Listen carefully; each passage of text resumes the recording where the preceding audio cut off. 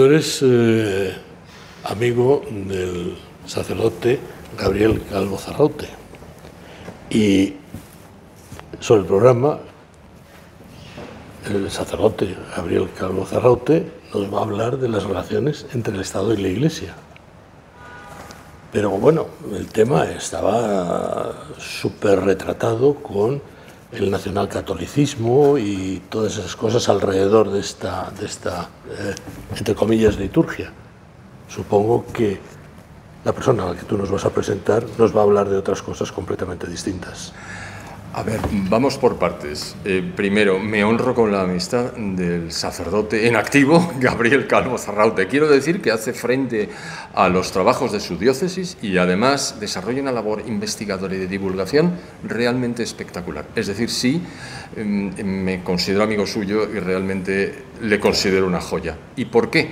Pues porque, entre otras cosas, estoy seguro de que nos va a explicar exactamente cuáles fueron a lo largo del periodo que estamos estudiando las relaciones entre la Iglesia como institución y el Estado encabezado por Francisco Franco. Y en este caso más encarnado, porque realmente todos sabemos que Franco era un hombre acendradamente católico. ¿Qué nos va a decir Calvo Zarraute? Pues como él tiene un conocimiento enciclopédico de todo esto, nos va a explicar que sí, efectivamente, Franco salvó a la Iglesia. Es decir, esto fue un genocidio, literalmente. Se buscaba, se pretendía exterminar físicamente a sacerdotes y obispos y, si era posible, también a las personas que asistían a las iglesias. Seguro que nos lo cuenta.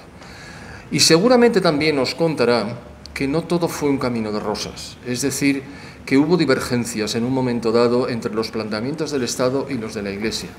Y debo decir que probablemente nos dirá que fue la Iglesia la que se enfrentó con Franco y jamás Franco con la Iglesia. Así que creo que va a ser de un extraordinario interés que este profundo conocedor del fenómeno nos explique lo que pasó en aquellos 40 años. Como está pasando con la mayor parte de las conferencias de este ciclo, que estamos llenos de sorpresas. Absolutamente, y esta vez no va a ser menos. Va a ser fantástico. Gracias. Nada, encantado. Muchísimas gracias, José Ramón, muchísimas gracias a todos, Felipe. Bueno, en primer lugar, acaba de salir de la imprenta, está todavía caliente, me lo ha enviado el editor hace poco menos de casi 48 horas, mi último libro, sobre precisamente estas cuestiones que estamos, que son objeto de nuestra consideración hoy. 1936, Cruzada, no guerra civil. Este es mi último libro, que, como digo, acaba de salir. El subtítulo es Historia comparada del pensamiento político de la Iglesia. Historia comparada del pensamiento político de la Iglesia.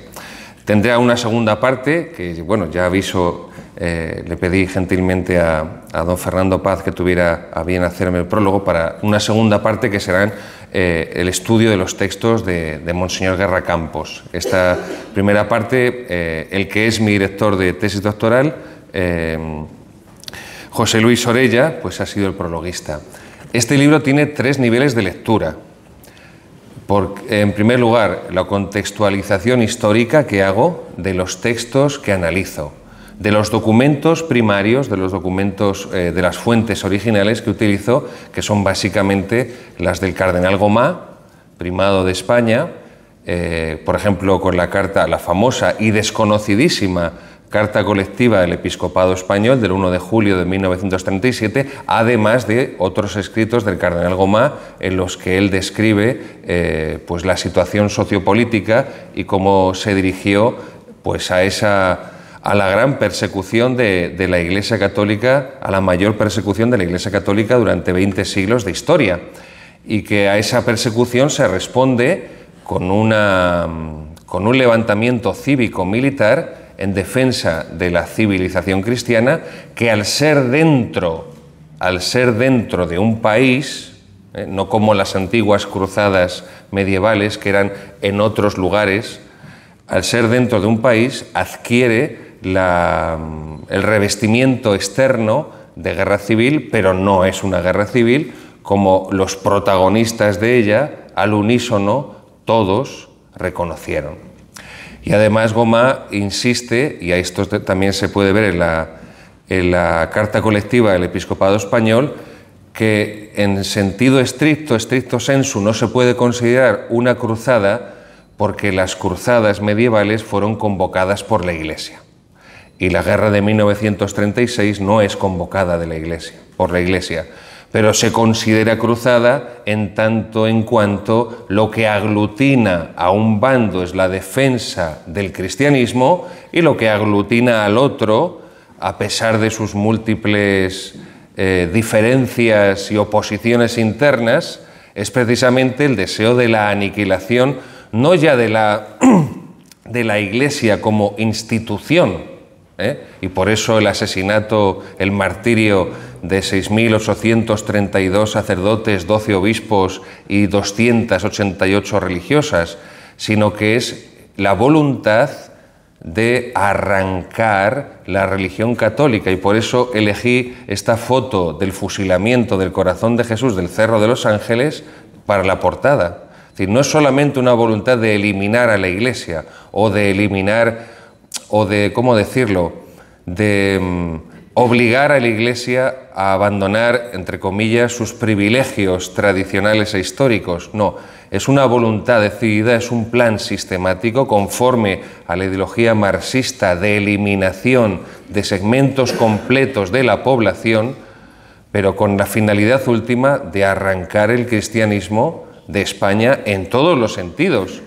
Y también por eso la destrucción de templos, la destrucción de obras artísticas, la destrucción de archivos. Yo he sido párroco en pueblecitos, en aldeas prácticamente, y porque no había diócesis más lejos, no me habían mandado más lejos, porque ya lo siguiente era Portugal, y ahí no mandaba mi obispo, si no me manda a Portugal. Pero allí no había archivos parroquiales. Para empezar, no había nada del año 36 para atrás. Todo había sido destruido. Ninguna imagen, ningún ornamento sagrado, nada de orfebrería, no había absolutamente nada. Lo único que quedó anterior al 36, pues es un edificio que había sido saqueado y quemado, que era la iglesia, ya está. Todos los archivos habían sido destruidos. Por eso cuando algún imbécil me llamaba por teléfono en alguna ocasión, entendedme, que nadie se sienta molesto, algún jubilado imbécil que se aburría me llamaba porque me pedía los datos para hacer el árbol genealógico de su familia, y yo le decía, mira, es que no hay archivos parroquiales, no hay registros de bautismos del 36 para atrás. Ah, ¿y eso por qué? No, es que voy a recibir una subvención de la Ley de Memoria Histórica o Democrática, porque quiero... Digo, pues ya, el problema es que tus amiguetes de la Ley de Memoria Democrática fueron los que lo quemaron. Ese es el problema. Pero bueno, entonces, hago una contextualización histórica, en primer lugar. En segundo lugar, incluyo íntegros los documentos, cosa que no se ha hecho desde hace... Pues la última vez que se publicaron documentos del cardenal Gomá fue en 1950. Luego ya llegó el Vaticano II y ya no se quiso republicar nada. Contextualizo esos documentos. Por ejemplo, también está la carta del obispo de Salamanca, Pla y Deniel, Enrique Pla y Deniel, que luego sería el sustituto de Gomá en Toledo, las dos ciudades. Esa nunca se ha publicado íntegra, nunca. Solamente cuando él la escribe en septiembre, si no recuerdo mal, Fernando, tú que sabes todas las fechas, septiembre del 36, septiembre del 36, se publica en el Boletín Oficial del Obispado de Salamanca y no ha tenido ninguna otra publicación como documento íntegro. Se ha citado algún párrafo, se ha citado alguna frase, normalmente fuera de contexto, pero íntegra no. Y lo mismo hago también con la encíclica de Pío XI contra el comunismo, la Divini Redentoris, del 19 de marzo de 1937. Luego el libro tiene 3 niveles de lectura. El primero es las contextualizaciones históricas, tanto de la Segunda República en España como de la Cruzada, como de la Revolución marxista en Rusia. Tiene un segundo nivel de lectura que son los documentos primarios, que incluyo.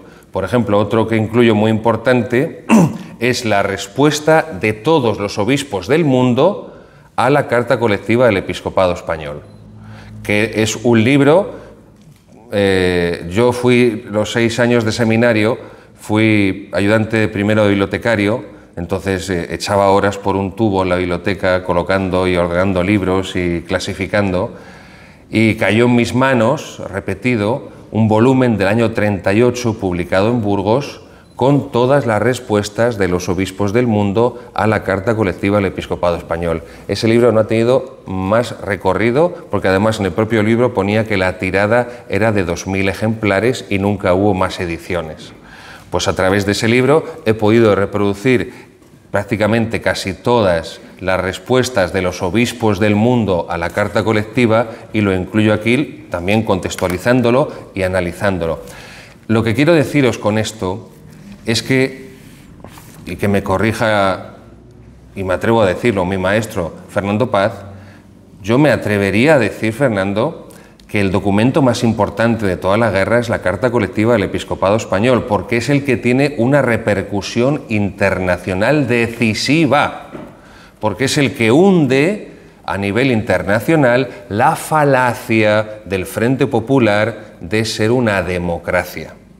Y que el enfrentamiento que está en curso en España es un enfrentamiento entre el fascismo maléfico y la bienaventurada y angelical República Democrática. Entonces, si sois tan democráticos como afirmáis, ¿qué hacéis matando curas por miles, violando y matando monjas por cientos y destruyendo 20.000 edificios de la Iglesia, obras de arte de Montañés, de Salcillo, de Zurbarán incluidas? Estamos hablando de 20.000 edificios, parroquias, monasterios, conventos, que no es lo mismo, basílicas, catedrales, ermitas, colegios, por supuesto todo con sus correspondientes bibliotecas.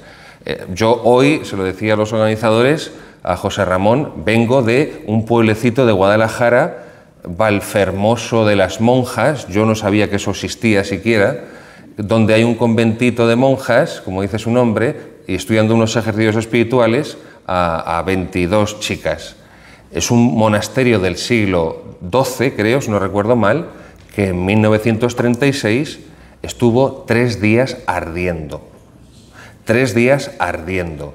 Todo su archivo, toda su biblioteca, de más de 800 años, todas sus obras de arte, retablos, la sillería del coro, imágenes de talla, ornamentos, todo, absolutamente todo. Además, hay una cosa muy buena, es que el que está de capellán en este monasterio, que tiene casi 90 años, el sacerdote, lleva en ese puesto desde 1963.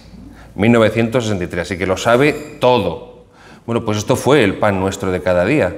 Así que el documento decisivo, por encima de todos, es la Carta Colectiva del Episcopado Español, porque anuló cualquier pretensión de legitimidad democrática de cara a la opinión mundial del extranjero.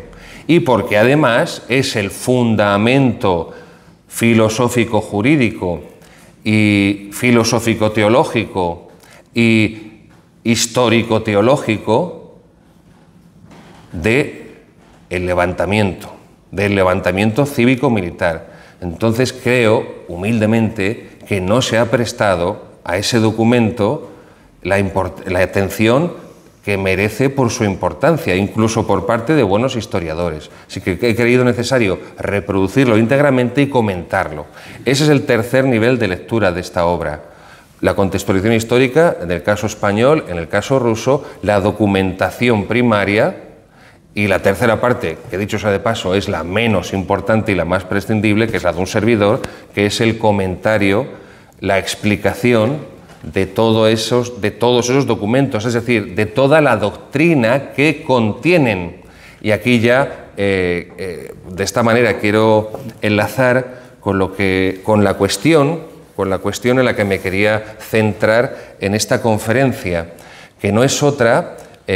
Claro, al abarcar, como decía don José Ramón, como decía don Felipe, al abarcar este ciclo de conferencias, el periodo 1936-1975, yo he querido centrarme sobre todo, porque esa es la intención de este libro, en demostrar desde el punto de vista intelectual, es decir, filosófico, jurídico, teológico e histórico, que lo que estamos viendo actualmente por parte de la Iglesia Católica en sus jerarquías no es otra cosa que un cambio de doctrina. No estamos ante un movimiento de oportunismo político, sino que ese movimiento, no ya de oportunismo político, sino de servilismo abyecto, de abyecto servilismo político por parte de las jerarquías de la Iglesia, no solo de los pobres diablos de España, que llevan el gorro morado, sino del de blanco. No lo olvidemos, el de blanco es la causa primera. ¿Por qué? En el caso del Valle de los Caídos, porque es una basílica pontificia. Es así de sencillo, no hay más vueltas, no le deis más vueltas. Es decir, es una basílica pontificia. Por eso, cuando se profanó la tumba de Franco, se hizo con permiso del Papa. Es así, queridos míos, contra la voluntad de la familia, contra la voluntad del prior, pero fue el Papa el que dio el permiso. Lo mismo con José Antonio. Es así de sencillo. Esta es la realidad que tenemos que asumir. No podemos presentar un relato rosa porque somos católicos, amamos a la Iglesia, pero no podemos negar la realidad. Amar a una persona no es negar la realidad. Yo comprendo que para una madre su hijo o su hija sean los más guapos del mundo, pero no tiene por qué ser los más guapos del mundo porque su madre los considere los más guapos del mundo. Es que nosotros seamos hijos fieles de la Iglesia, como lo fue Franco, no implica que blanqueemos, ya no, insisto, una cuestión de mero oportunismo o servilismo político, que es mucho peor, sino que esto está basado en un cambio de doctrina, que es lo importante. Y creo que en este sentido, pues como dice Santo Tomás en la Suma Teológica, que Dios permite el mal para producir un bien mayor, y el mayor mal, ahora que estamos el lunes santo, el mayor mal de la historia de la humanidad, pues es cuando los hombres matamos al Hijo de Dios en la cruz, y de ahí nos ha venido la redención y la salvación. Bueno, pues estas conductas que estamos viendo de la jerarquía, insisto, tanto la española, aunque es un insulto llamarla española, pero bueno, de la española y de la romana, nos hacen visibles lo que o mucha gente se ha empeñado en negarse a ver, pero además así cerrando los ojos, de que ha habido un cambio, una mutación doctrinal en la Iglesia, que es precisamente la que no podía cambiar. Cuando Franco se apoya en la Iglesia Católica de forma decisiva durante su régimen, aparte de por el fundamento teológico de la cruzada, aparte de porque el régimen se fundamenta en una cruzada por Dios y por España que unió a todos los españoles, y como me decía mi abuelo que luchó en la cruzada, en la trinchera ninguno le preguntaba al otro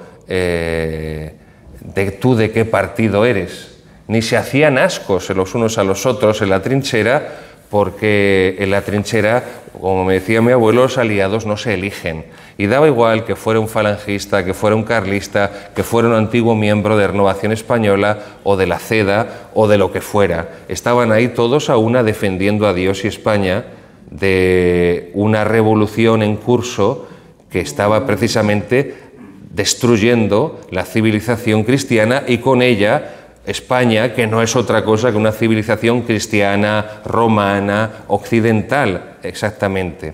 Pues bien, la cuestión es que gracias a este acto de, es que no sé ya ni cómo decirlo, para no utilizar palabrotas, pero bueno, entiéndanme, sean benévolos, nos ayuda a ver que ha habido un cambio doctrinal en la Iglesia. Claro que lo ha habido, claro que lo ha habido. Por eso quería centrarme brevemente en cuándo se produce ese cambio doctrinal.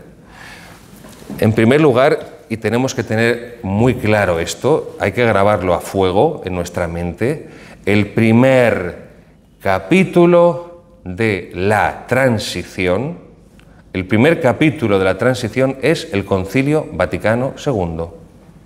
Por favor, retengan este dato para el resto de sus vidas. El primer capítulo de la transición es el Concilio Vaticano II. Es cierto que la transición se hace en 3 planos. Hay un plano político con Suárez, que lo conocemos sobradamente. Hay un plano militar con Gutiérrez Mellado, pero también hay un plano eclesial con Tarancón y al final con Pablo VI. Y este es el que pasa normalmente más... se le presta menos atención, pero es precisamente, claro, uno pensará, pero si usted es cura, ¿cómo no va a decir eso? No, es que precisamente ese es el fundamental, porque cuando el único y el mayor ataque que hiere de muerte el régimen del 18 de julio es precisamente la traición de la Iglesia.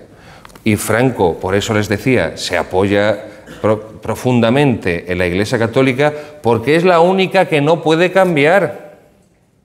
Porque los falangistas y los carlistas y los monárquicos tendrán sus luchas internas y sus formas de proceder, y los del Opus Dei harán su campaña y demás, pero la Iglesia Católica como institución, la doctrina de la Iglesia Católica, como dice el Fuero de los Españoles, es precisamente la que no puede cambiar, porque tiene un fundamento divino y un fundamento en la ley natural, y eso es precisamente lo que no puede cambiar.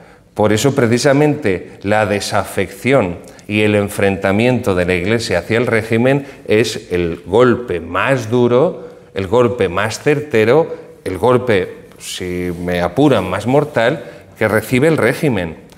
Y testigo de excepción de esto fue Monseñor Guerra Campos, José Guerra Campos. José Guerra Campos no fue un hombre, no fue un obispo particularmente adicto al régimen. No, la verdad es que él fue en ese sentido siempre durante el régimen, fue un hombre muy moderado, nunca mostró grandes simpatías, tampoco mostró grandes puntos de vista contrarios, ¿no? En ese sentido fue un hombre muy, podríamos decir, normal.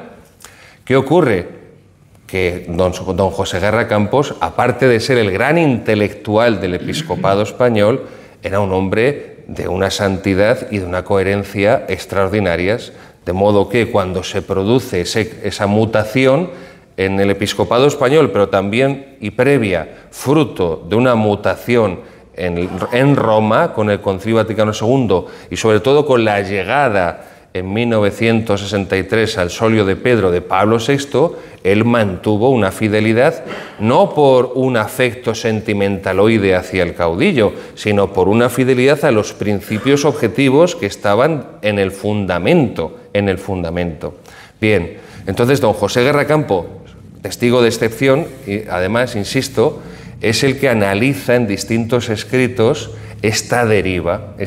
Por cierto, un apunte breve. El gran intelectual del episcopado español del siglo XIX es Ceferino González, arzobispo de Toledo, primado de España, después pasaría a arzobispo y también cardenal en Sevilla. Era un dominico, catedrático de filosofía en la Universidad de Manila. Estamos hablando del último tercio del siglo XIX. Después de él, el gran intelectual del episcopado español, sin duda alguna, fue el cardenal Gomá, catalán, sobre todo en su etapa toledana, la última de su vida, del año 33 al año 40, el gran intelectual, con una publicación, unas publicaciones extensísimas, una serie, además en distintos planos, en distintas temáticas y muy interesantes, un hombre valiente y un hombre conocedor profundamente. Yo hice la tesina de Historia Eclesiástica en el Cardenal Gomá y lo que demuestra el Cardenal Gomá es cómo está completamente empapado de la enseñanza de los que podríamos denominar grandes contrarrevolucionarios españoles del siglo XIX, Donoso Cortés, Jaime Balmes, sobre todo, también metiéndonos un poco en el 20, por supuesto Vázquez de Mella y también Ramiro de Maeztu. Las páginas de Cardenal Gomá los cita en breves ocasiones, pero es evidente que todas las ideas de ellos, de los cuatro, están presentes en sus escritos, porque además es que prácticamente se reproducen casi de manera literal. Y desde el año 40 hasta que don José Guerra Campos es ordenado obispo el año 64, y cuando Tarancón le destierra, porque él es obispo auxiliar de Madrid, le nombran conciliario responsable de la Acción Católica Nacional, cuando la Acción Católica era un movimiento de masas, Acción Católica de hombres, de mujeres, de jóvenes, y le nombran también responsable de pastoral universitaria, insisto, porque es verdad que lo más importante es que era realmente un hombre de Dios, un hombre profundamente humilde, un hombre profundamente enamorado de Cristo, de la Iglesia, un apóstol, pero tenía una capacidad intelectual impresionante. Con la llegada de Tarancón a Madrid, en el año 72, pues Tarancón le da una patada y le echa a Cuenca, y desde 1973 hasta que le admiten Juan Pablo II la renuncia, prácticamente en 1997, pues no salió de Cuenca. Él deja de acudir a las reuniones de la Conferencia Episcopal. Él, que había sido uno de los miembros fundadores, que había sido el primer secretario general de la Conferencia Episcopal, que había sido teólogo durante todo el Concilio Vaticano II, del 62 al 65, y que el último periodo conciliar ya lo hace de obispo. Él deja el año 86 de asistir a las reuniones de la Conferencia Episcopal, sobre todo a raíz de que el año 85 el Partido Socialista promulga la ley del aborto, y la respuesta del episcopado prácticamente fue el silencio. Solamente 8 obispos protestaron contra la ley del aborto. Los 8 que habían protestado 5 años antes, 4 contra la ley del divorcio. Por cierto, los de la Conferencia Conferencia Episcopal, al de la ley del divorcio le enterraron como premio la Catedral de Ávila. Eso dice mucho. Pero bien, el año 86, después de lo que ya considera inadmisible don José Guerra Campos, abandona las reuniones de la Conferencia Episcopal, deja de asistir. Eso para un obispo de nuestros días es poco menos que un sacrilegio, y le escribe una carta a Juan Pablo II en la que le dice: Santidad, dejo de acudir a la reunión de la Conferencia Episcopal porque ponen en peligro mi fe y mi sentido del humor. Y el Papa le responde, no le dice, no, por favor, sigue, no dejes... Te entiendo. Bien, pues don José, en los documentos que algunos publicó en el boletín oficial del Obispado de Cuenca, y que espero los más importantes referentes a la situación sociopolítica de España, en el siguiente volumen, ya veremos cuándo lo consigo sacar adelante, pues uno de los escritos que tiene es esa evolución de la Iglesia en España durante el régimen, y él habla ya de que en los años 60, en la época del Vaticano II, ya empieza a extenderse la opinión entre los sectores más influyentes de la Iglesia, de la jerarquía y de esos políticos demócrata cristianos que le hacían la rosca a la jerarquía, de abogar por un sistema plural de partidos, es decir, por un régimen partitocrático, y por un pluralismo también sindical. Y que esos primeros movimientos de los años 60, que también se dirigen a Roma para que Roma haga presión al régimen, porque la presión de Roma, evidentemente, al régimen es una presión efectiva, propone esa vía de la creación de un gran partido demócrata cristiano, como ya había sucedido en Italia, con Aldo Moro, como ya había sucedido también en Alemania.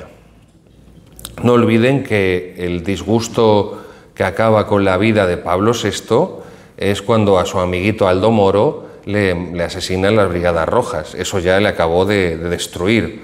De hecho, la homilía en el entierro de Aldo Moro, que la esposa no quería que fuera Pablo VI, pero aún así él se empeñó, la homilía de Pablo VI del entierro de Aldo Moro es sobrecogedora. Es sobrecogedora porque la sensación, o sea, que te produce es que el Papa está culpando a Dios de no haber salvado a Aldo Moro, porque el Papa hizo todo lo que estuvo en su mano y más, y ofreció todo lo que estaba en su mano y más para que la Brigada Rojas no asesinaran a su amiguito Aldo Moro, porque con Aldo Moro moría el sueño político de Pablo VI de su democracia cristiana en Italia.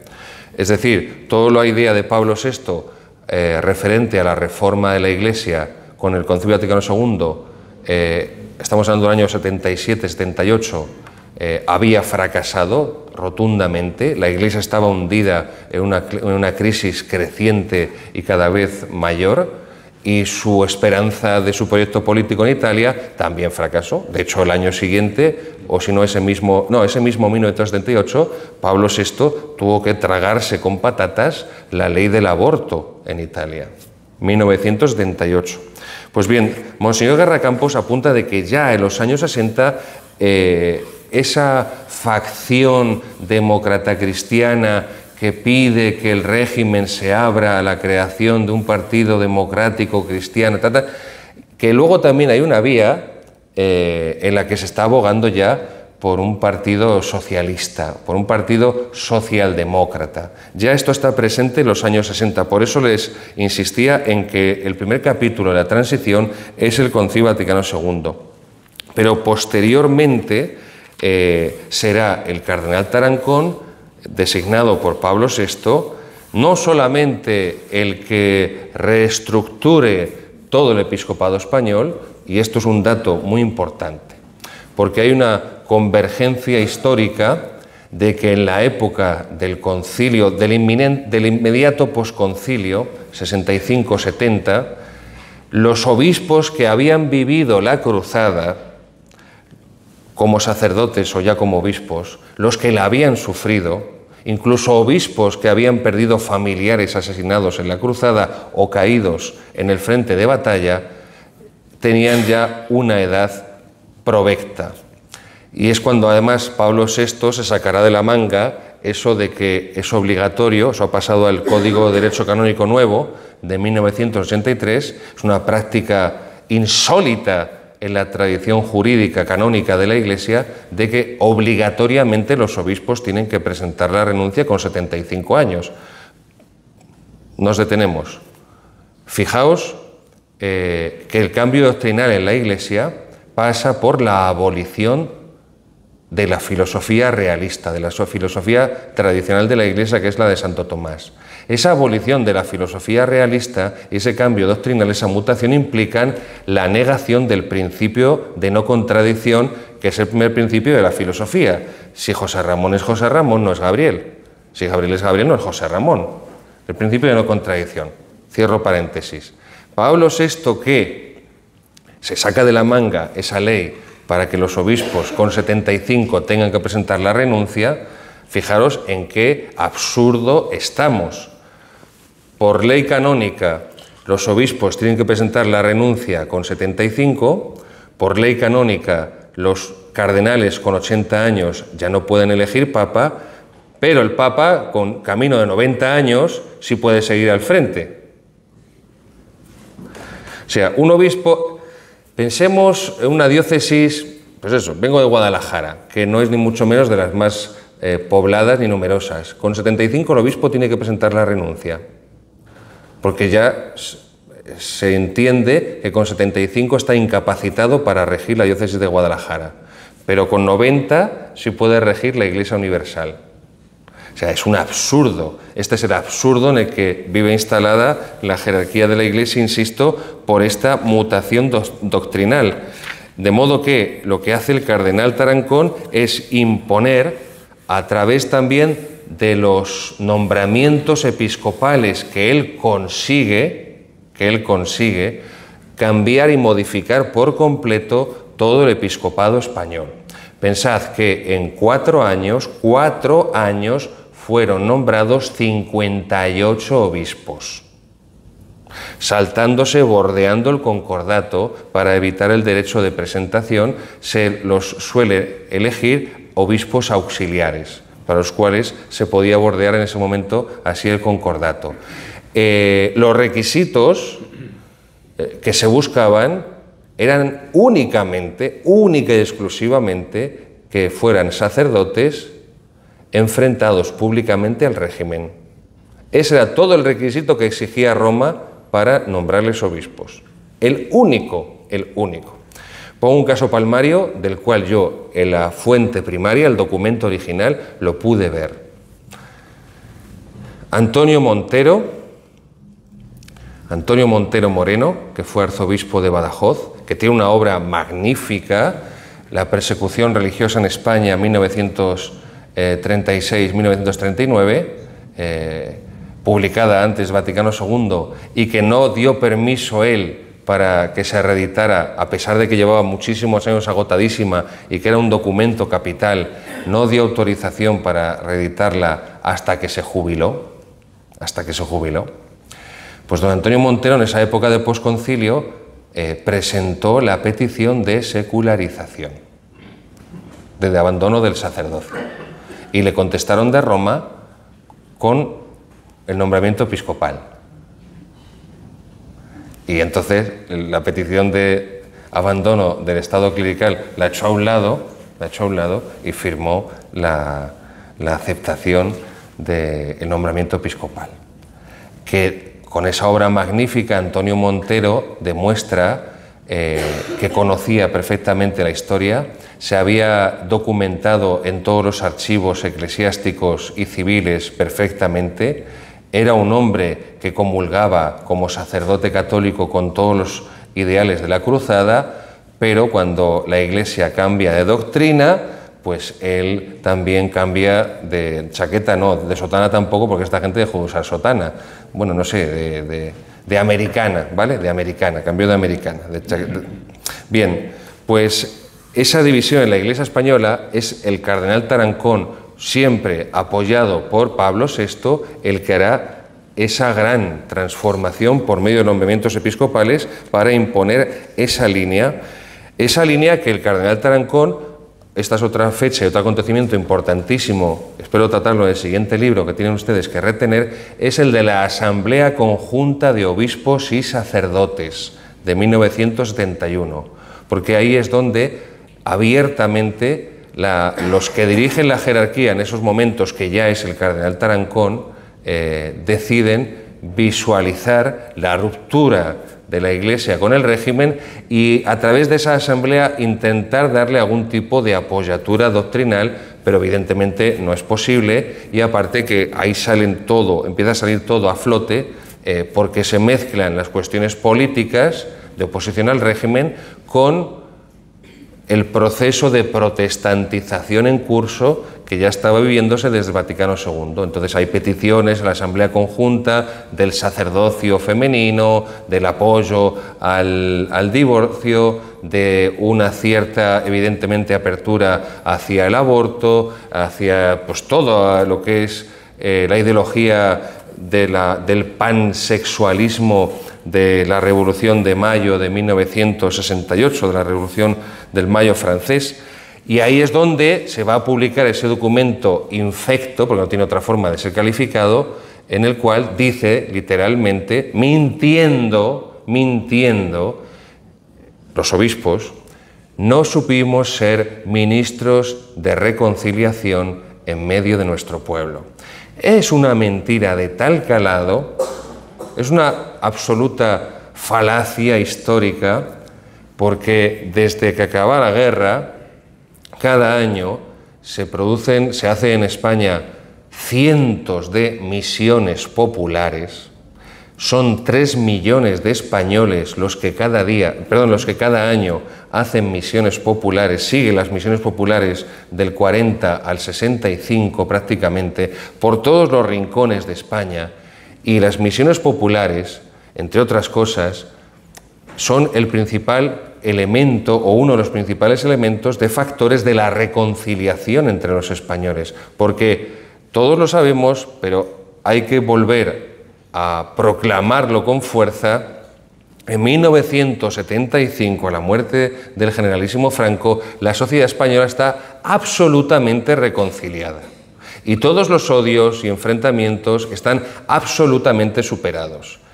Y el gran agente de esa reconciliación es la predicación y la acción de la Iglesia Católica. Yo conozco sacerdotes, o conocía, ya han muerto, que llevaron los sacramentos a los asesinos de su padre. Su padre había sido asesinado por las milicias del Frente Popular y ese sacerdote, ya ordenado, finales de los años 50, primeros de los 60, incluso un poco más adelante, lleva los sacramentos a uno de los asesinos confesos de su padre, porque además se lo había dicho su madre.